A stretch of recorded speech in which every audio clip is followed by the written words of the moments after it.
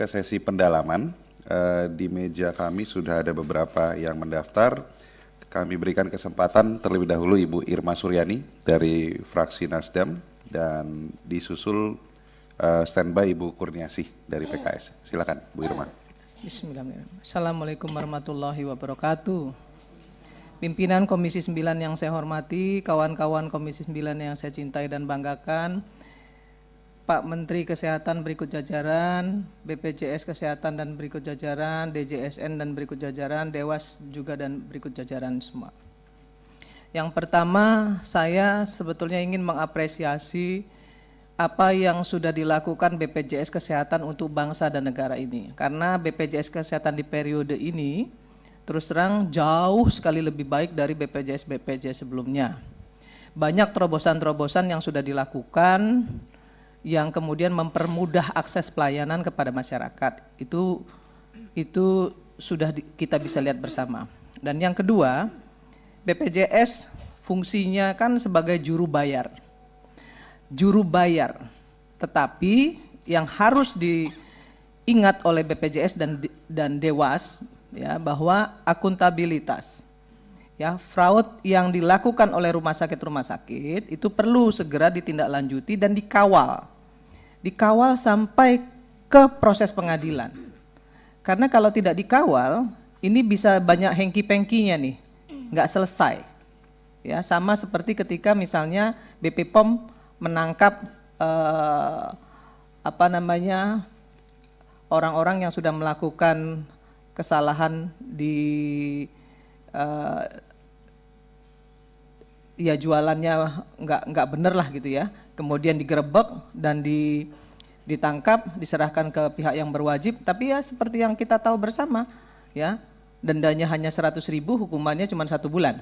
Nah ini yang seperti ini juga harus dikawal oleh BPJS dan Dewan Pengawas BPJS.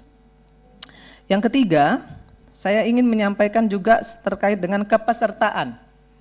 BPJS harus jemput bola. Bicara dengan Pemda, ya. Dulu kan ada Jamkesda, Jamkesmas.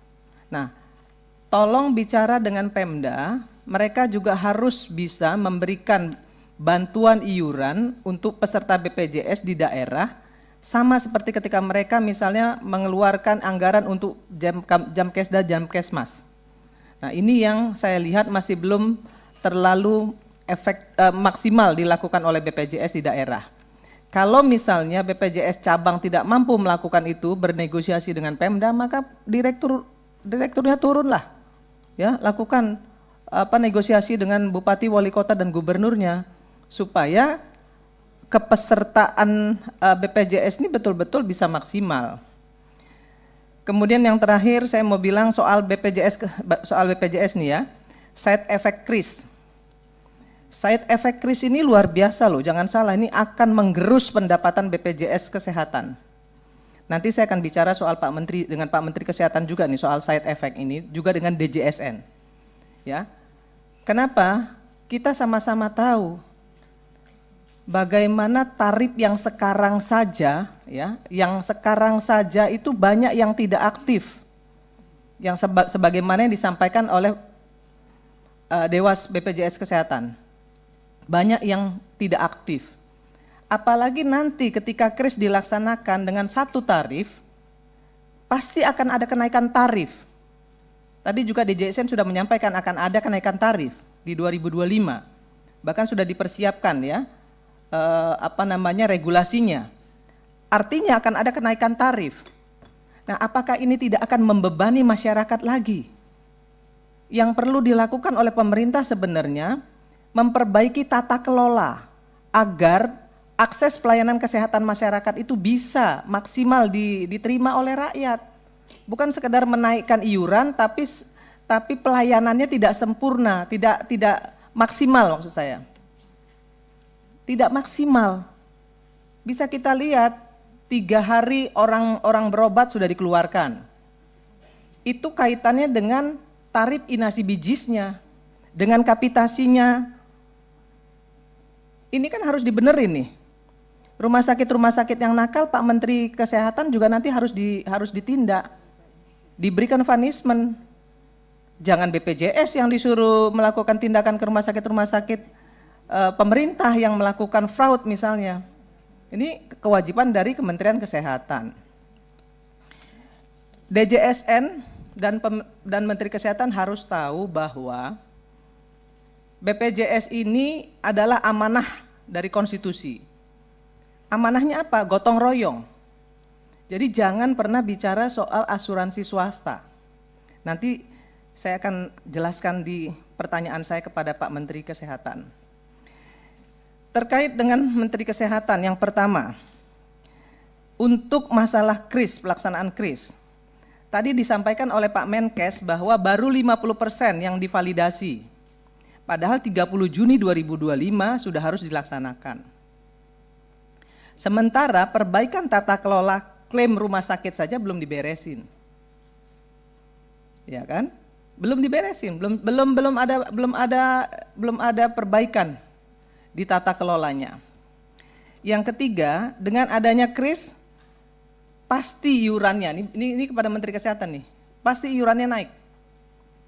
Bagaimana Pak Menteri mempertanggungjawabkan ya ketidakmampuan publik untuk melakukan pembayaran ketika iuran ini naik. Iuran hari ini saja banyak sekali yang masih menunggak dan belum bisa bayar. Nah, kalau dinaikkan, saya yakin kas BPJS akan jebol. Kalau kas BPJS jebol, pasti nanti defisitnya akan makin besar lagi. Terus dari mana anggarannya? Ini Pak Menteri Kesehatan harus bertanggung jawab nih soal ini. Ya, kemudian yang keempat, dinyatakan di presentasi Pak Menkes, Sumsel itu semuanya sudah selesai. Ya, hanya satu yang belum selesai. Pelaksanaan KRIS di Sungai Lilin. Padahal saya tahu persis karena itu dapil saya. Di sebelah saya ada Ibu Bupati nih. Ini ada Ibu Bupati di Lahat. Suaminya adalah Bupati Lahat. Di Lahat itu belum persiapan KRIS belum dilakukan. Kenapa kok di laporan Pak Menteri tinggal satu yang belum? Ini kan penipuan publik nih. Ini laporannya dari mana Pak Menteri? Saya yakin di Sumatera Selatan yang lain juga masih banyak yang belum. Ya, di Lahat ini ada orangnya nih, Ibu Menteri, Ibu Bupati loh. Ya, jadi harus jelas dulu nih laporannya, jangan asal tulis. Yang kelima, kenapa kuratif tinggi? Kenapa biaya pengobatan kita tinggi di 2025 sehingga BPJS defisit? Tadi sudah disampaikan oleh Direktur BPJS dan Dewas BPJS, kenapa defisit? Tapi saya ingin sampaikan juga bahwa artinya kalau kuratifnya tinggi, bisa saja salah satu alasannya dari alasan yang sudah disampaikan Pak Dirut BPJS dan Ketua Dewas BPJS adalah promotif preventifnya nggak jalan atau belum maksimal dilakukan. Ya.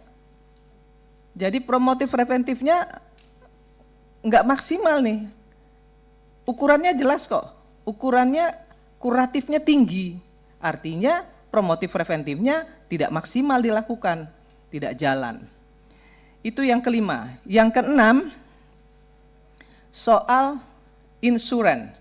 Yang kemarin gaduh, ya Pak Menteri sampaikan ada asuransi swasta yang bisa membackup kawan-kawan BPJS yang menengah ke atas lah misalnya. Pak Menteri harus tahu bahwa Undang-Undang DJSN itu adalah amanah konstitusi di mana di situ dinyatakan bahwa kegotong royongan. Yang kaya menggotong yang miskin. Itu yang diamanahkan oleh konstitusi. Soal kemudian kuratifnya tinggi, ya pemerintah harus bertanggung jawab. Dari mana uangnya? Banyak pos-pos yang bisa dilakukan kok, yang bisa menanggulangi iuran BPJS ini. Salah satunya adalah cukai rokok.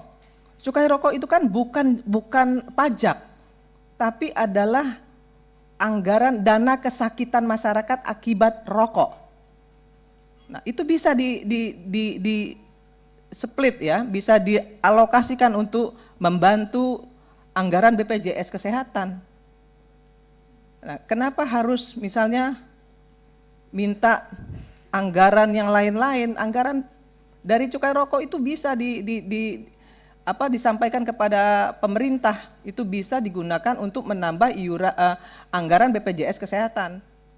Nah, saya curiga, mohon maaf nih, ya saya curiga BPJS Kesehatan hari ini sudah membuka ruang atau Kementerian Kesehatan sudah membuka ruang, pemerintah sudah membuka ruang dengan adanya kenaikan kelas, ya. Selisih kenaikan kelas itu bisa dibayar oleh masyarakat. Dari kelas 3 bisa naik ke kelas 2 dia bisa bayar selisih. Dari kelas 2 ke kelas 3 dia bisa bayar selisih. Nah, saya curiga dengan adanya asuransi swasta ini yang akan dilakukan adalah urun medis. Ya, urun medis nih. Jadi obat-obatan, alat-alat kesehatan yang digunakan untuk pasien BPJS ini nanti diminta urun. Masyarakat diminta urun nih. Ya, sama seperti urun iuran kenaikan kelas. Nah, ini yang saya wanti-wanti jangan sampai terjadi ini nih, Pak Dewas. Ini nggak boleh dilakukan nih, ya. Ini melanggar amanah konstitusi nih. Urun medis ini nggak boleh dilakukan. Jadi obat dan alkes, ya, kemudian itu akan dihitung dan dibebankan kepada pasien BPJS. Itu menyalahi undang-undang, menyalahi konstitusi, nggak boleh dilakukan. Maka saya selalu mengatakan tolong dulu baca undang-undangnya, baca konstitusinya, baru kemudian sampaikan ke publik supaya publik tidak gaduh. Kemudian yang ke-8 saya ingin sampaikan kepada Pak Menteri juga. Ke-7 untuk RS yang memainkan tarif inasi bijis, ya, 3 hari keluar, kemudian 2 hari istirahat masuk lagi. Nah, rumah sakit yang seperti ini harusnya mendapatkan punishment. Ya, harus kan dibenerin nih regulasinya, tata kelolanya dibenerin supaya BPJS juga nggak jebol, ya. Kemudian yang ke-8, rumah sakit jualan obat dan alkes. Pak Menteri mengatakan kepada kita semua bahwa membangun rumah sakit kemudian memenuhi alat-alat kesehatan dan obat-obatan agar orang-orang Indonesia tidak berobat ke luar negeri.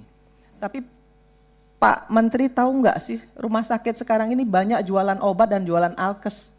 Orang sakit itu dikasih obat banyak sekali, bahkan obat sejenis, ya, untuk pereda nyeri aja harusnya 1 dikasih 2. Nah, itu salah satu contoh. Kemudian setiap kali kita rawat inap itu harus juga periksa darah lengkap. Padahal sakitnya nggak perlu harusnya itu. Mungkin harus kolesterol dan yang lain-lain lah ya, 2, 3, 4 item, tapi seluruhnya diminta untuk dilakukan tes darah lengkap. Itu juga menghabiskan biaya.